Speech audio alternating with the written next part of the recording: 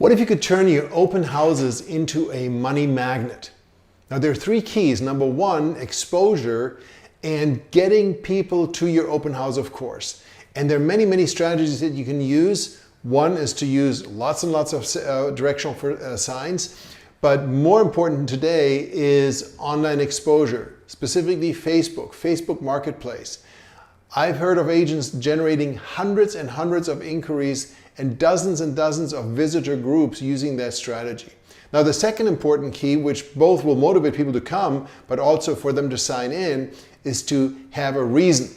And so I would propose using a giveaway, a raffle of some kind that is valuable, that will drive people there to your open houses, and then have someone at the open house with an iPad signing people in. And you want to be proactive here. So I would organize an open house with 2-3 other agents to join you as quote-unquote team members at the open house. One of them is at the door, greeting anyone that comes in, signing them in on the iPad so they can participate in the raffle, whether it's a bottle of champagne or a cruise you give away once a month, whatever it may be. You know, the more valuable, the better to get them there, but you have to capture leads.